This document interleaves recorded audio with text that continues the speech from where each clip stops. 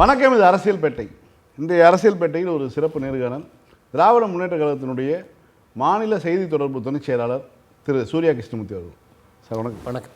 ஒரு ஆட்சி மாற்றத்துக்கு பிறகான நாட்களில் நம்ம சந்திக்கிறோம். குறிப்பாக ஒரு ஆட்சிக்கான ஒரு இடைபோடுவதற்கான ஒரு காலம்னு ஒன்று இருக்குது.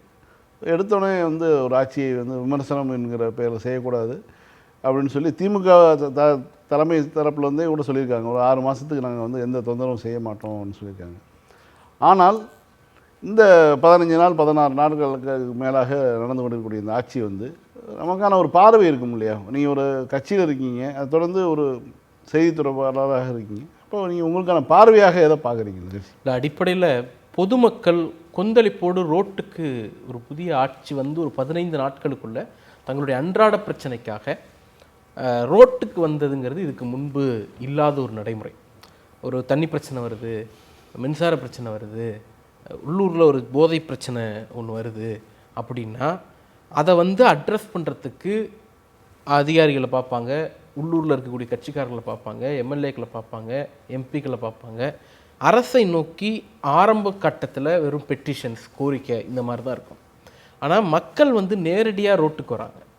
தண்ணி குடத்தோட பெண்கள் ரோட்டில் உட்கார்றதும், நள்ளிரவில் கரண்ட் இல்லைன்னுட்டு அந்த பகுதி மக்கள் சாலை மறியலில் ஈடுபடுறதும், இந்த மாதிரியான நடவடிக்கைகள் இருக்குல்ல, இது தமிழ்நாட்டுக்கு புதுசு. அமைந்திருக்கக்கூடிய ஒரு அரசு மீது மக்களுக்கு ஒரு பயம் இருக்குது. இவங்க சரியாக செய்வாங்களோ செய்ய மாட்டாங்களோ அப்படிங்கிற ஒரு அச்சத்தின் வெளிப்பாடாகவும் நான் காமன் பப்ளிக்கு சொல்கிறேன். ஒரு பெரிய நேரடியாக அன்றாட பிரச்சனைகளில் சந்திக்கக்கூடிய ஒரு கரண்ட்னாலேயோ தண்ணினாலேயோ சாக்கடை பிரச்சனைனாலேயோ தங்களுடைய லைஃப்பை அதோடு ரிலேட் பண்ணியிருக்கக்கூடிய ஒரு மாஸ் பப்ளிக் ஒரு அச்சத்தில் இருக்கிறாங்களோங்கிற ஒரு எண்ணம் தான் வருது. டாஸ்மாக் ஊழியர்கள் பிரச்சனையும் அதனுடைய தொடர்ச்சி தான். டாஸ்மாக் ஊழியர்கள் தொடர்ந்து போராட்டம் பண்ணிட்டு இருக்கிறாங்க. விவசாயிகள் கோட்டையை நோக்கி பேரணி போராட்டம் பண்ணக்கூடிய ஒரு சூழல் ஒரு 15 நாட்கள் குழுவே ஏற்பட்டிருக்கு. அப்படின்னுட்டா இந்த அரசு மீது ஒரு நம்பகத்தன்மை இன்னும் மக்களுக்கு வரல அப்படிங்கிறதா தான் பார்க்க வேண்டியிருக்கு. அந்த நம்பகத்தன்மையை ஏற்படுத்துகிற மாதிரி இந்த அரசும் செயல்படலை அப்படிங்கிறத இந்த 15 நாட்கள் முதற்கட்டமாக நம்ம அப்சர்வ் பண்ணக்கூடிய விஷயமா இருக்குது. இப்போ உதாரணத்துக்கு ஒரு அமைச்சராக இருப்பவர்களுக்கு உச்சபட்ச பொறுப்பு இருக்கும். ஏன்னா அவங்க தான் இந்த சிஸ்டத்தை ரன் பண்ணுறாங்க, அவங்கள தான் தேர்ந்தெடுத்து அந்த இடத்துல போய் உட்கார வச்சுருக்கிறாங்க மக்கள். அப்போ அவர்கள் ப்ரெஸ்ஸை சந்திக்கும் பொழுது வெளிப்படுத்தக்கூடிய கருத்துக்கள் இந்த அரசனுடைய கருத்து, அது அவங்களுடைய தனிப்பட்ட கருத்து கிடையாது. அது ஏதோ சினிமா ரிவ்யூ கிடையாது. படம் நல்லா இருந்துச்சா இல்லையான்னு யாரும் மக்கள் ப்ரெஸ் அவங்கள்ட்ட கேட்கல. அதனால் என் ஒப்பீனியனை சொல்கிறேன், என் இஷ்டத்துக்கு சொல்கிறேன் அப்படின்னு சொல்கிறதுக்கு இது ஒரு விளையாட்டு களம் கிடையாது. அரசியல் மக்கள் தொடர்புடைய ஒரு விஷயம், மக்களுடைய வாழ்க்கை தொடர்புடைய ஒரு விஷயம். துறை அமைச்சர்களுடைய பதிலெலாம் பாருங்களேன். கடந்த ஒரு 15 நாளில் மீன்வளத்துறை அமைச்சர்கிட்ட கச்சத்தீவு பற்றி கேட்டால் நோ கமெண்ட்ஸ் அப்படிங்கிறாரு. வேளாண் துறை அமைச்சர்கிட்ட காவிரி மேகதாது விவகாரம் பற்றி கேட்டோம்னா எல்லாம் அப்படி தான், ஒவ்வொரு கட்சி ஒன்று சொல்லுவாங்க பிரதர், அதை பற்றிலாம் நம்ம கண்டுக்க வேண்டியதில்லை அப்படிங்கிறாரு. ஒரு பாலியல் குற்றம் பற்றி பெண் அமைச்சர்கிட்ட போய் மைக்க நீட்டினா சிரிச்சுக்கிட்டே அந்த அம்மா அட்மினிஸ்ட்ரேஷன் பற்றி பேசுவோம் அப்படிங்கிறாங்க.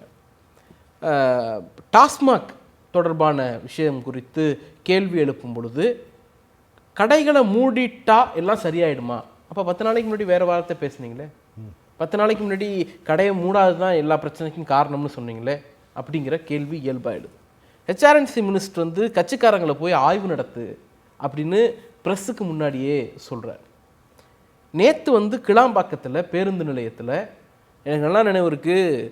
கடந்த 5 ஆண்டுகள் நான் பொதுவாக இந்த ஊர்களுக்கு போகும்போது பொது போக்குவரத்தை பேருந்தை பயன்படுத்தக்கூடிய பழக்கம் இல்லை, அரசு பேருந்தை பயன்படுத்தக்கூடிய பழக்கம் இல்லை.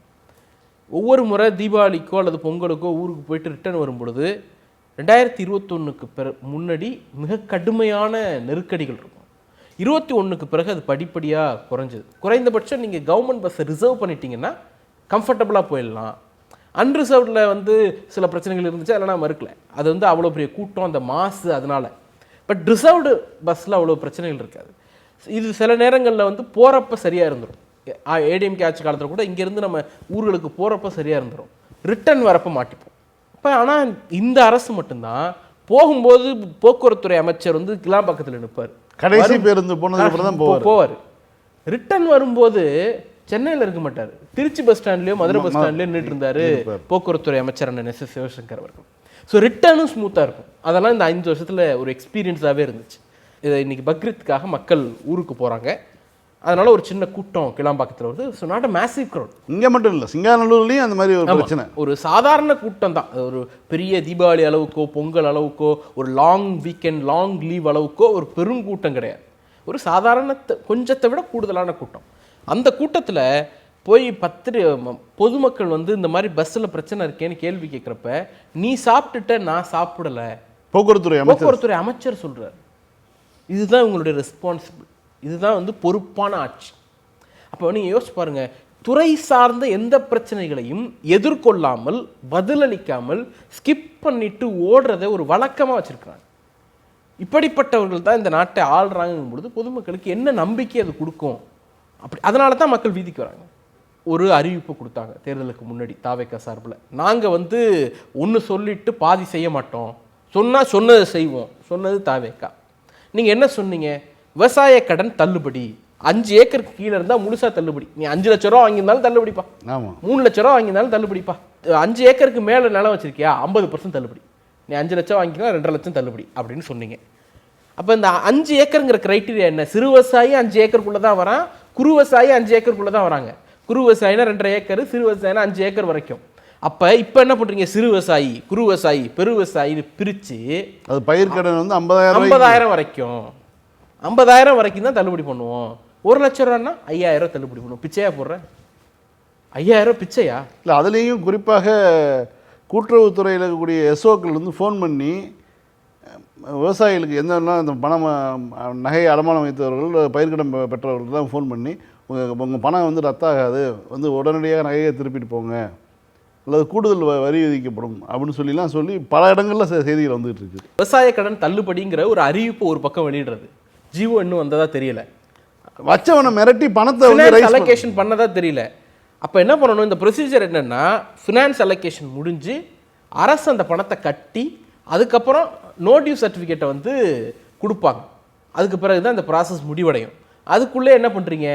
இந்த ஜிஓ வரத்துக்கு முன்னாடி எவ்வளோ பேரை வந்து மீட்க வைக்க முடியுமோ, எவ்வளோ பேரை கடனை கட்ட வைக்க முடியுமோ அதை செஞ்சிடணும் அப்படிங்கிற நோக்கத்தோடு அவர்கள் செயல்படுறாங்களான்னு கேள்வி வருது. முந்தைய ஆட்சியில் இந்த கேள்வி வந்துச்சுன்னா சிஎம் நோக்கி இந்த கேள்வி நம்ம கேட்க முடியும், வேளாண் துறை அமைச்சரை நோக்கி இந்த கேள்வி கேட்க முடியும், அவங்களுக்கு ஒரு ப்ரெஷரை ஏற்படுத்த முடியும்.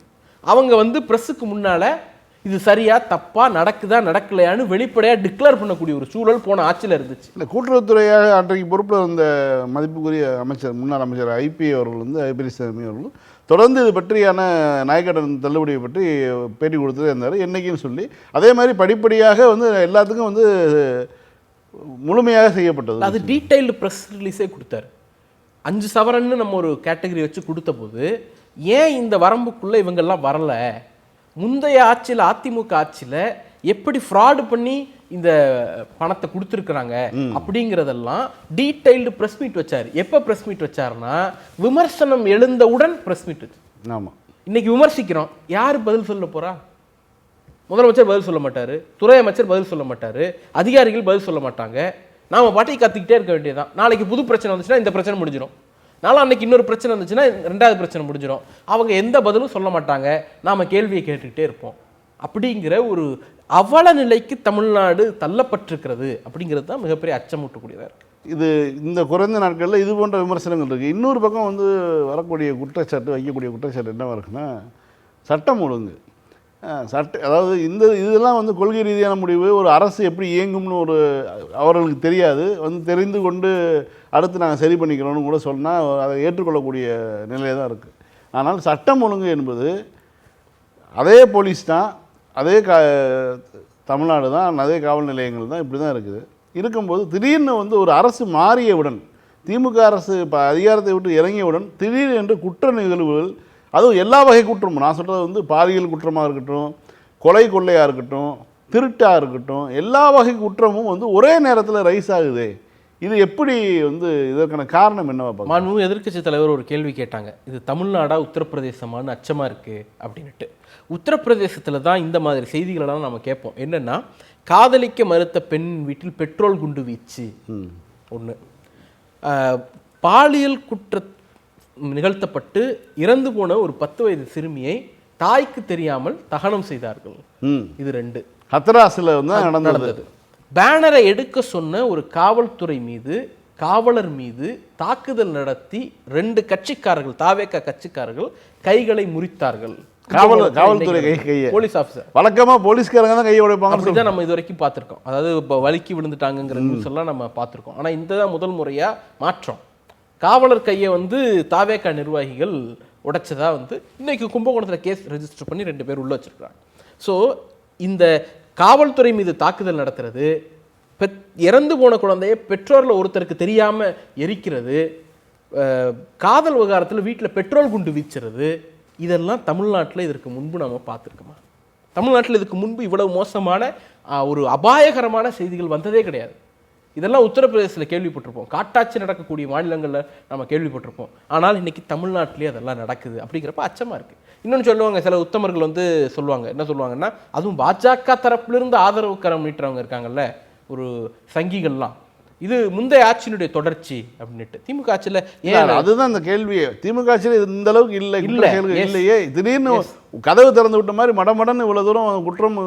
அதாவது ஒரு நம்ம பேப்பர் எடுத்தாலே வந்து அவ்வளவு செய்திகள் இருக்குது. இல்லை, அதோட உச்சம் தான். நான் என்ன கேட்குறேன், திமுக ஆட்சியில் காவல்துறை மீது கட்சிக்காரன் தாக்குதல் நடத்தி நீங்கள் பார்த்துருக்கீங்களா? ஏதாவது ஒரு இன்சிடென்ட் சொல்ல முடியுமா? சார் ஒன்றும் இல்லை சார், சைதாப்பேட்டையில் ஒரு சம்பவம் நடக்குதுங்க.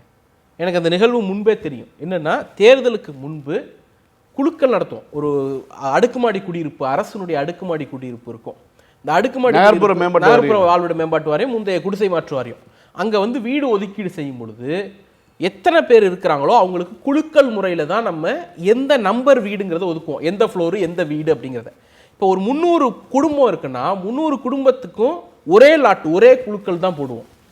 ஆனால் என்ன பண்ணுறாங்க, அங்கே நாங்கள் வந்து பட்டியலின மக்கள் இருக்கக்கூடிய பகுதிகளில் இருக்க மாட்டோம், தனி ஃப்ளோர் கொடுங்க, இல்லை தனி பிளாக் கொடுங்க அப்படின்னு ஒரு பிரச்சனை வரும். நீயே குடிசையிலேருந்து வர, குடிசையிலேருந்து இருக்கும்போது அவங்களோட தானே ஒன்றா தானே இருந்த. அப்போ என்னென்னா, இந்த சாதி வெறி என்ன பண்ணுது, அவங்கள வந்து தனியாக பார்க்கணும் அப்படின்னு தள்ளுது. இதை வந்து அன்னைக்கு சட்டமன்ற உறுப்பினராகவும் அமைச்சராகவும் இருந்த அண்ணன் மா சுப்பிரமணியம் அவர்களுடைய கவனத்துக்கு வந்தபோது, இப்படித்தான் இருக்கும், இருக்கிறதுனா இல்லைன்னா கிளம்பு, அலாட்மெண்ட் இல்லை அப்படின்னு சொல்லி அனுப்பிவிட்டார். தேர்தல் முடிஞ்சிச்சு, எலெக்ஷன் அனௌன்ஸ்மெண்ட் வந்துட்டதுனால அந்த குழுக்கள் நிறுத்தப்பட்டது. தேர்தல் முடிஞ்ச பிறகு குழுக்கள் நடக்குது. எப்படி குழுக்கள் நடத்துகிறாங்கன்னா, முதல் நாள் பட்டியலின தோழர்கள் அவங்கள எல்லாரையும், அந்த குடும்பங்களை எல்லாம் கூப்பிட்டு ஒரு லாட்டு போட்டுறது. அடுத்த நாள் இவங்களை கூப்பிட்டு, பிற சமூகத்தினரை கூப்பிட்டு ஒரு லாட்டு போடுறது. அப்போ என்ன அர்த்தம், நீங்கள் வந்து எந்த காரணம் கொண்டும் ஒன்றா வாழ்ந்துடக்கூடாது. இதில் சட்டமன்ற உறுப்பினர் தலையிடுறாருன்னு அந்த மக்கள் குற்றம் சாட்டுறாங்க, காவல்துறைக்கு போகிறாங்க. இது நியூஸ் ஃப்ளாஷ் ஆன அடுத்த 10வது நிமிஷம் இதை நியூஸ் கொடுத்தவர் நோக்கி கொலை மிரட்டல் விடுக்கிறது ஒரு கும்பல். வீட்டுக்கு போய் தாக்குதல் முயற்சி நடத்துது ஒரு கும்பல். இதெல்லாம் நீங்கள் கேள்விப்பட்டிருக்கீங்களா? சார் எனக்கு நல்லா ஞாபகம் இருக்குது சார், 2021 10 ஆண்டு காலத்துக்கு பிறகு திமுக ஆட்சிக்கு வருது.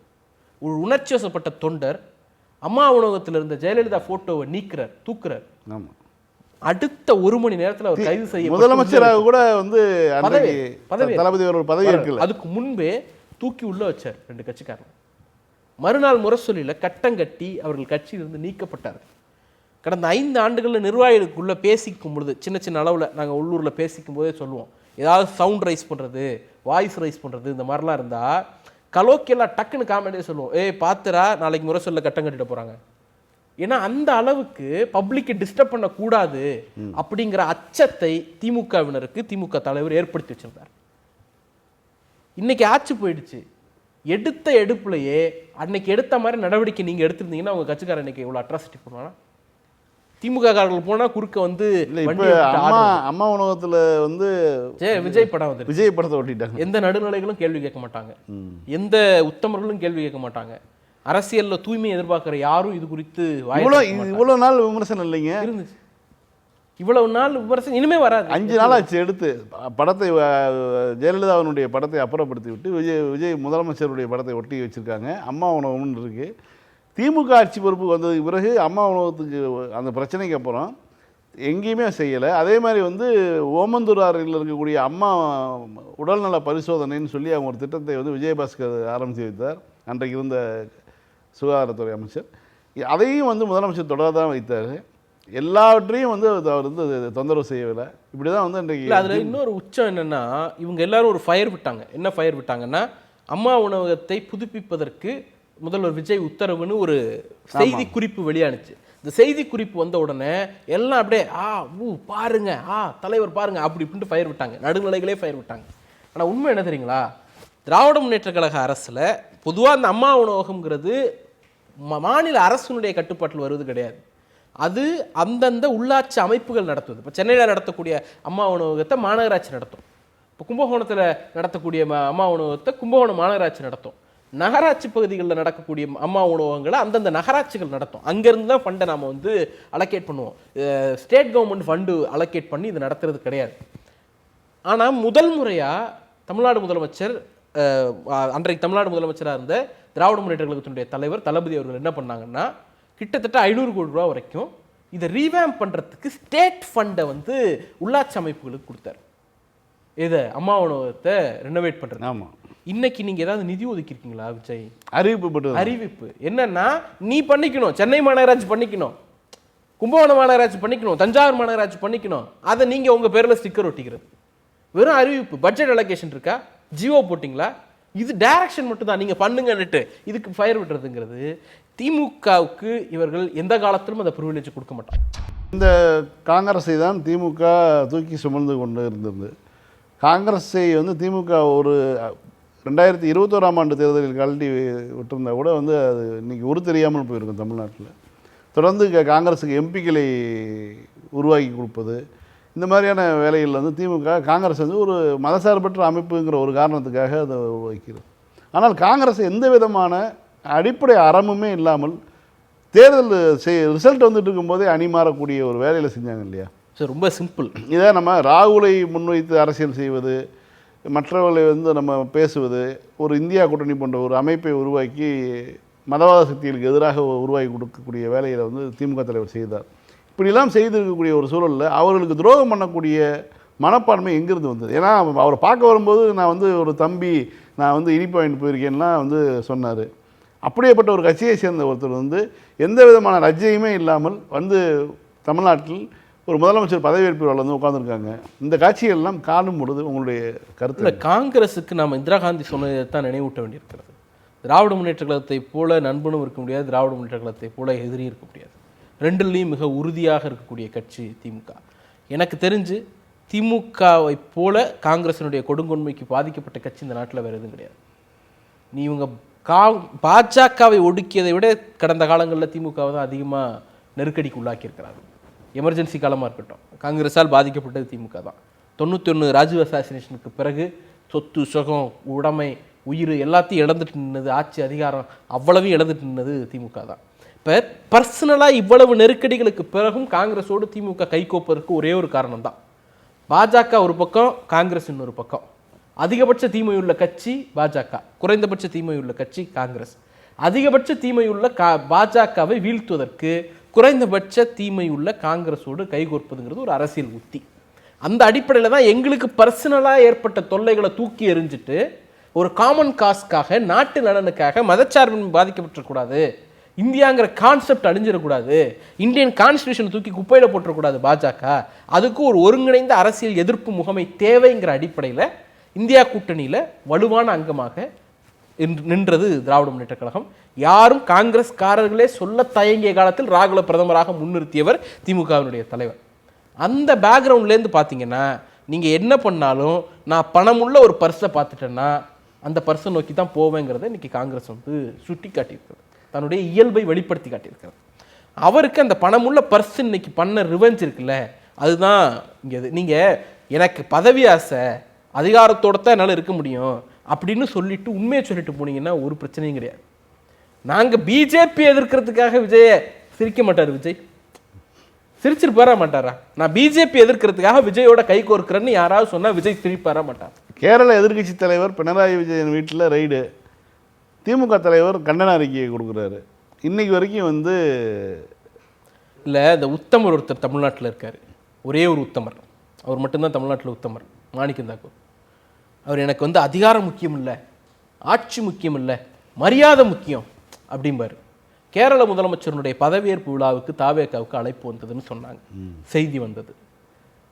பதவியேற்பு விழாவிற்கு போகாமல் புறக்கணித்தார் விஜய். அதுதான் அவர் கொடுத்த மரியாதை. பதவியேற்பு விழாவுக்கு பொதுவாக தலைவர்கள் போக முடியலன்னா கட்சியினுடைய முன்னணி நிர்வாகிகளை அனுப்பி வைப்பதோ இல்லை அரசு சார்பாக அழைப்பு வந்திருந்துச்சுன்னா ஆட்சியின் முன்னணி அமைச்சர்களை அனுப்பி வைப்பதோ அதிகாரிகளை அனுப்பி வைக்கிறதோ ஒரு வழக்கம்.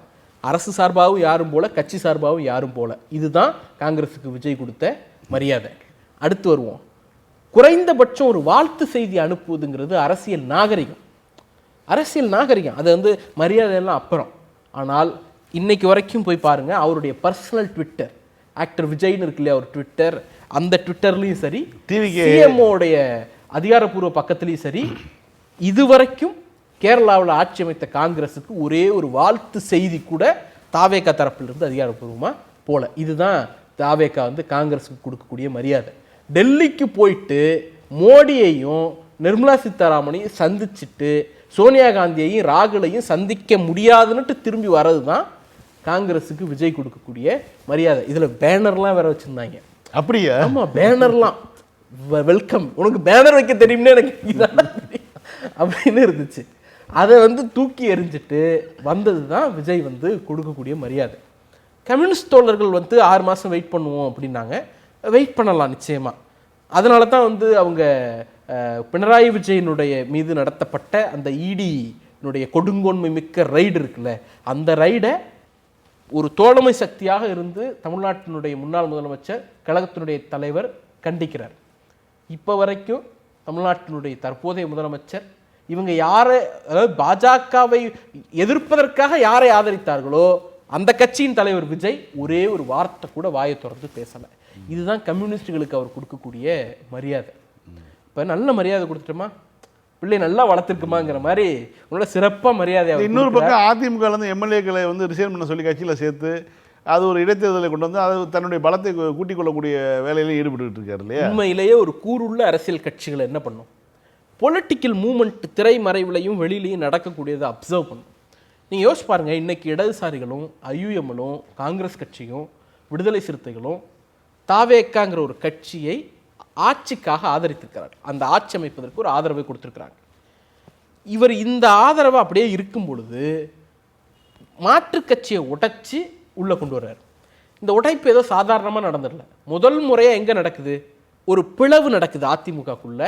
அந்த பிளவுபட்ட அணியை போய் விஜய் சந்திக்கிறார். ஆமாம், நீங்க முன்னாள் முதலமைச்சரை சந்திக்கணும்னா எடப்பாடியை சந்திச்சிருக்கோம். சோஃபாவோட சொல்லுங்க முதல்ல. ஆமா, முதல்ல சோஃபா போகுது, அடுத்து இவர் போறாரு. ஏன்னா இவருக்கு அங்க இருக்கிற சோஃபா இல்ல, சோஃபா மாடல், அதனால சோஃபா மாடல். ஸோ இவர் முன்னாள் முதலமைச்சரை சந்திச்சிருக்கணும்னா எடப்பாடி பழனிசாமி சந்திச்சிருக்கணும். கட்சி தலைமையை சந்திக்கிறதா இருந்தா எடப்பாடி பழனிசாமி சந்திக்கணும். ஆனா நீங்க என்ன பண்றீங்க, பிளவுபட்ட ஒரு அணியை தனியாக சந்திக்கிறீர்கள். அந்த அணி அதற்கு பிறகு உங்களுக்கு ஆதரவாக சட்டப்பேரவையில் நடந்த வாக்கெடுப்புல வாக்களிக்குது. கட்சி தலைமையாக இருக்கக்கூடிய எடப்பாடி பழனிசாமி என்ன பண்றாரு, அவங்கள தகுதி நீக்கம் பண்ணுன்னு மனு கொடுக்குறாரு. அந்த மொமெண்ட்லயே அவங்க தகுதி நீக்கம் ஆகிட்டாங்கன்னு அர்த்தம்னு அரசியல் சட்டம் சொல்லுது. எப்போ அவங்க கட்சி மாதிரி ஒரு நிலைப்பாட்டை எடுத்தாங்களோ அந்த நிமிடத்திலேயே அவர்கள் தகுதி நீக்கம் செய்யப்படுவதாக பொருள்னு தான் நம்ம படிச்சிருக்கோம். ஆனா இவர் சபாநாயகர் அந்த மனுவை வந்து எடுத்துக்க மாட்டாரு. 10 நாள் எதுக்கு அமைச்சரவை எக்ஸ்பான்ஷனை நிறுத்தி வச்சிங்க, ஏன் தள்ளி போட்டீங்க? அதிமுகவினுடைய அந்த அணியில 2/3 மெஜாரிட்டி வந்துருச்சுன்னா நம்ம பக்கம் வந்துருவாங்க, அவங்க அமைச்சரவை சேர்த்துக்கலாம் அப்படின்னு நீங்க காத்திருந்தீங்க. ஆனா சட்டம் எடப்பாடிக்கு சாதகமாக இருந்த காரணத்தினால் 2/3 மெஜாரிட்டி சிவி சண்முகம் தரப்புக்கு இல்லாததுனால இவங்க அட்டெம்ப்ட் பண்ண அந்த பொலிட்டிக்கல் மர்டர் இருக்குல்ல, அந்த ஒரு ஜனநாயக படுகொலை, அந்த ஜனநாயக படுகொலையை நிகழ்த்த முடியாததுனால வேற வழியே இல்லாம அமைச்சரவையை விரிவாக்கம் பண்றீங்க. வேற வழியே இல்லாமல் அந்த 5-6 பேர் மீண்டும் எடப்பாடியை நோக்கி போகிறாங்க. ஸோ மொத்தமாக போயிடுச்சுங்கிறதுனால அதில் எவ்வளோ பேர் சாத்தியமோ அவ்வளோ பேரை நீங்கள் உங்கள் பக்கம் விலை கொடுத்து வாங்குறீங்க. கீழே ரிசைன் பண்ணிட்டு போய் மேலே கட்சியில் சேர்ற அவலமெல்லாம் இந்த நாட்டில் நடந்திருக்கா? வாக்களித்த மை காயறதுக்கு முன்னாடி கட்சி மாறின கதை இந்த நாட்டில் நடந்திருக்கா? இதுக்கு முன்னாடி 20 நாளில் யாராவது ரிசைன் பண்ணிட்டு போய் வேற கட்சியில் சேர்ந்தாங்கன்னு தமிழ்நாட்டில் எல்லாம் நடந்திருக்கா? இவ்வளவு மோசமான இந்த குதிரை பேரத்தை, கட்சி உடைப்பை இதுக்கு முன்னாடி யார் பண்ணா? பாஜக பண்ணுச்சு. பாஜக பண்ணப்ப நாமெல்லாம் சேர்ந்து தானே எதிர்த்தோம். பாஜக பண்ணப்ப நாமெல்லாம் சேர்ந்து தானே ஜனநாயக படுகொலைன்னு சொன்னோம். திமுக வந்து பாஜக செய்த போது என்ன கடுமையான நிலைப்பாட்டை எடுத்ததோ அதே நிலைப்பாட்டை இன்னைக்கு எடுக்குது. ஆனால் தோழமை சக்திகள் அதை மென்மையாக வருடிவிடக்கூடிய இடத்துல போயிட்டாங்களேங்கிறது தான் அச்சமா இருக்கு. அப்ப நமக்கு என்ன பிரச்சனை, யார் செய்யறாங்கிறது தான் முக்கியமா? பாஜக செஞ்சாதான் தப்பு, மற்றவர்கள் செய்தா தப்பு இல்லை. அப்போ என்ன செயல் செய்யப்படுதுங்கிறது தானே நம்ம கேட்கணும். நடப்பது ஜனநாயக படுகொலை. அது பாஜக செஞ்சால் எவ்வளவு கடுமையாக எதிர்த்தமோ அதே கடுமையோட தானே இங்கேயும் நடந்திருக்கணும். ஆனால் இங்கே நம்ம மென்மையாக பேசுகிறோம். அன்னைக்கு கலைஞர் தன்னுடைய அணியை நம்பினார். இன்னைக்கு தன்னுடைய தோழமை சக்திகளை விஜய் நம்பலை. உண்மையிலே இது உங்களுக்கு எதிராக நடக்கக்கூடிய சூழ்ச்சி. இது திமுகவுக்கு எதிரான சூழ்ச்சி கிடையாது, இது அதிமுகவுக்கு எதிரான சூழ்ச்சி கூட கிடையாது. நம்பி கூட வந்தாங்கல்ல தோழமை சக்திகள், சொர்க்கம் அவங்களுக்கு வைக்கக்கூடிய ஆப்பு. இந்த குஜிலி மஸ்து ஏடிஎம்கேக்கு மட்டும் கிடையாது, கூட இருக்கக்கூடிய தோழமைக்கு தானே. மெஜாரிட்டி வந்துட்ட பிறகு உங்களுக்கு என்ன அங்கே இருக்க போது மதிப்பு? இப்போ உண்மையிலேயே அச்சப்பட வேண்டியது அதிமுகவை விட இப்போ புதிதாக சேர்ந்திருக்கக்கூடிய தோழர்கள் தான் அதிக அச்சப்படணும். ஆனால் அவங்க இதுக்கு முட்டு கொடுத்து கொண்டிருக்கக்கூடியவர்களாக மாறி போனது ஒரு வரலாற்று வினோதமாக இருக்கு.